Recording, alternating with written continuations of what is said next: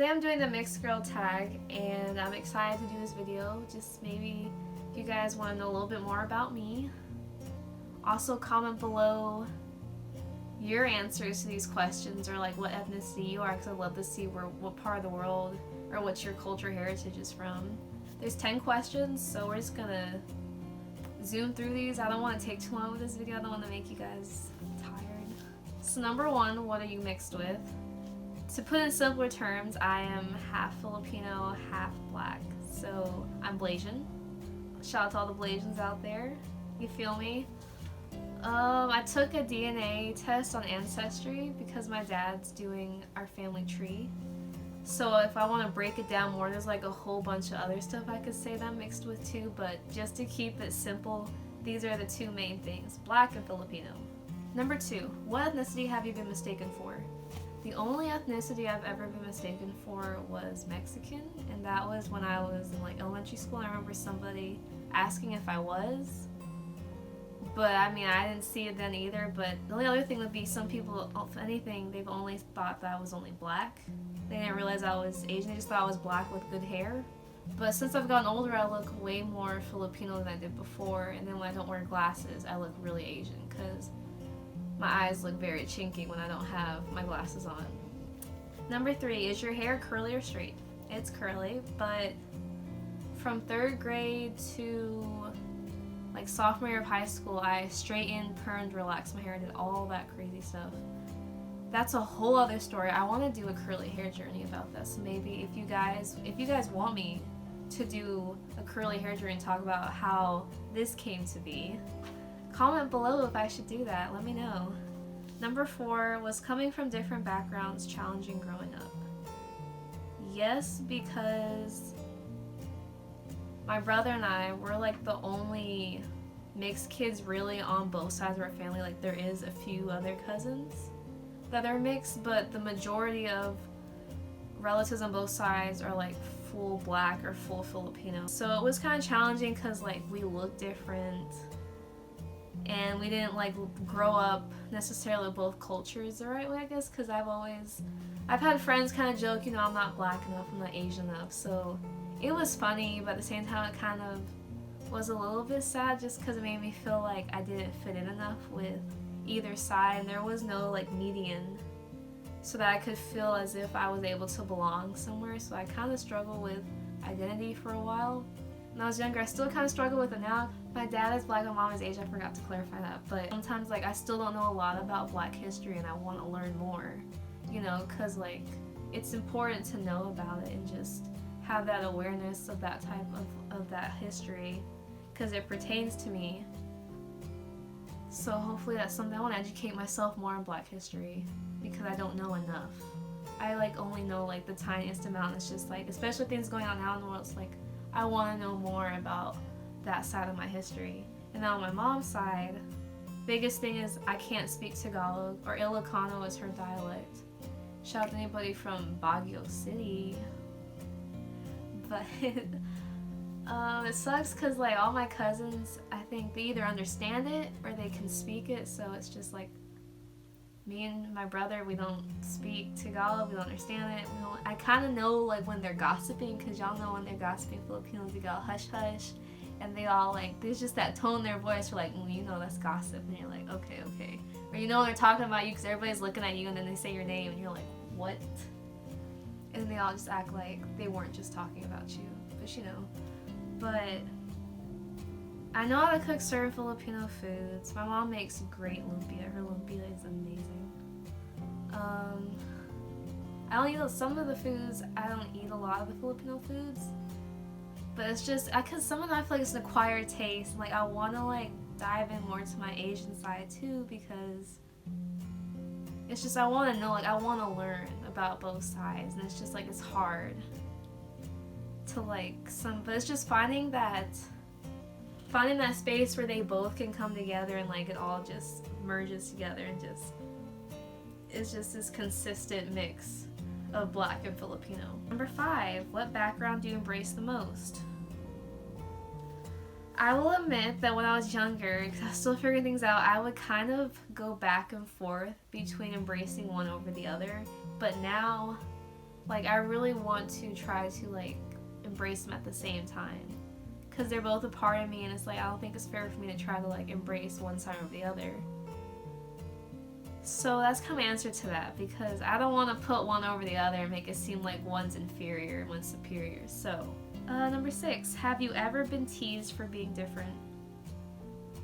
In terms of race, I don't think I've really been teased too much. I mean, like I said before, friends would joke and be like, oh, I'm not black enough, I'm not Asian enough.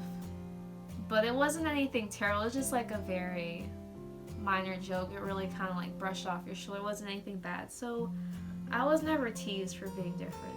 But I think I kind of teased myself. It was more of an inner battle with myself and kind of just trying to like fit in, because I was so worried about trying to belong somewhere and fit in. Even now I still struggle with it, not as much. But as a kid, you know, middle school, you just want to fit in with everybody. And that's just how I felt like all my childhood, adolescent. I was just trying to figure out where do I fit in.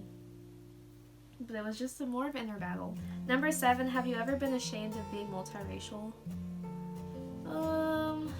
Not really. Like, now being 22, I'm not ashamed to be multiracial. Like, I embrace it all the way. Probably when I was little, maybe I felt kind of ashamed just because I just didn't know what to do, because my mom struggled to like, when she tried to take care of my hair. So my mom was trying to take care of my hair when I was little. Like, she really didn't know what to do with mixed hair. You know, it was curly. She has straight hair. My dad's hair is curly, but like, he keeps it really short, so it's never an issue. And it was just kind of like, that's why she straightened and stuff like that, because she wanted me to look more Asian, or look more presentable, is what kind of she tried to say too. But she wanted me to look more Filipino than black. And that was kind of a thing, like, I felt ashamed sometimes because I look so different from my Asian cousins. And then also I look so different from my black cousins, and it was just kind of like, I just felt out of place. But it's just one of those deals when you're like first generation mixed kid in your family, so it's like, oh. But no, but I wouldn't say that, but even though I had those experiences being little, I wouldn't say it like affected me in any bad way. Like, I turned out good. So, number 8, do you feel like being mixed has its benefits? Yes, because you have more awareness of when it comes to culture and race, because within yourself, you learn a lot through all the different ethnicities within yourself and in your family. So like, now when you go out in the world, it's like you have that awareness of other people, and like I feel like I have more respect for other people's cultures, because everybody has different beliefs and morals, so it's like, be respectful of those things. I mean, other benefit, I get the best of both worlds, because, you know, 2 different types of food. I got Southern food, I got Filipino food. I have really nice skin. My skincare routine is very simple, but probably not the best thing for my skin, but I think good genes make up for it. I need to really get my skin in check though, because my skincare routine could be way better than what it is. So there's that. Obviously hair. I really enjoy having curly hair. I don't know. There's a product, like off the top of my head, those are like the only benefits right now I can think of, I guess. Also, I guess not for me, but I guess if you're mixed and like your parents speak 2 different languages, you know, if you get to be bilingual, trilingual, that's pretty cool. Number 9, what makes being multiracial a beautiful thing? The beautiful thing about being multiracial, for me personally, I won't speak on behalf of everybody because I don't know what everybody else thinks, but for me personally, what makes it beautiful is it's really helped me to love myself more and grow as a person and as a child of God, because I went through there's just a lot of different things I've kind of dealt with, and I'm glad I went through those things, even though some of them were like very challenging. Like, it's helped me to grow and just become a better person, because God obviously knew that these were challenges I needed to go through to continue to advance in the direction that He needs me to be in. So I'm very thankful for that. Number 10, advice for someone struggling with multiracial identity. I would say don't change yourself. You love yourself just the way you are. Like, the flaws are what make you beautiful, or they're what make you unique, and that's why no one's the exact same. Because if we were all the same, life would probably be pretty boring. Like, I think it's great that everybody's just so different. And that's just what makes the world so unique. It's just like, wow. Everybody does, like, different things. Everybody looks different. Like, I think it's so cool. Talk with your parents about it. If they're open about talking about those things. I know some parents might kind of, like, feel a little weird talking about race issues, but I mean, it's good to have that kind of conversation, even if it can't be with your parents, with your close friends that you feel comfortable, someone you're comfortable with.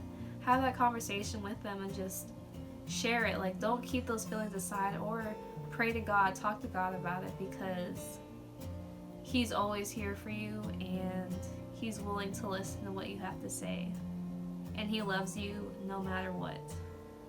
Find some type of creative outlet that you can go to. Know that you are not alone, because there's plenty of people that are struggling with it. Like, I still struggle with my identity. It's just one of those things I have to figure out on my own. But at the same time, I can still have love and support from those around me, and from God to just help me figure everything out. If you're watching this video and you are struggling with multiracial identity, hit me up.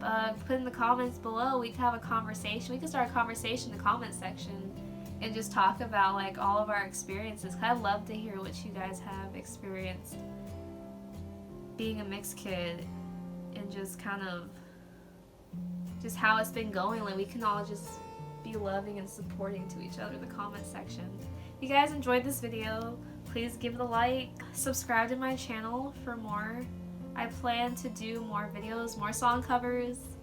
I would love to maybe do a Q&A sometime, like, once I, kind of, I don't know if enough people on this channel would want me to do a Q&A. Or if anybody want to give me questions, but, like, if you guys think I should do a Q&A, like, yeah, send me questions. If I get enough questions, I would definitely do a Q&A. Yeah, okay, I will see you guys later. Bye!